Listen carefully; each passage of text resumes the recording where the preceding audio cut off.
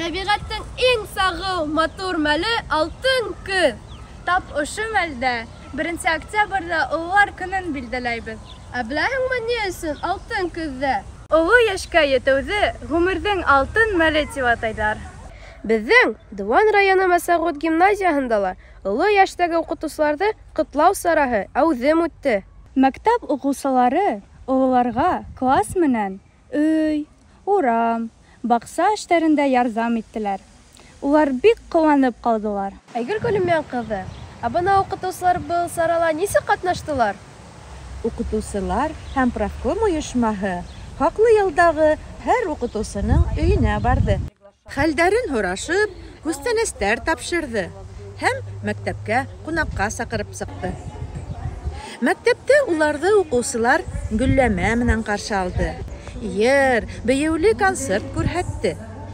Ғүмерҙәрен белем биреүгә арналған оло быуын вәкилдәре бер-береһе менән аралашып, тәмле сәйҙәр эсеп, ҡыуанып таралышты. Ололар бындай иғтибарға көн дә мохтаж. Шуның өсөн дә олатай, өләсәйҙәрегеҙгә ихтирамлы, иғтибарлы булығыҙ. Көн дә шылтыратып хәлдәрен белегеҙ. Ололаһаң олоно, Ололарҙар үҙеңде. Тау-тау хәбәр өсөн Сидикова Эвелина, Шарафиева Зарема.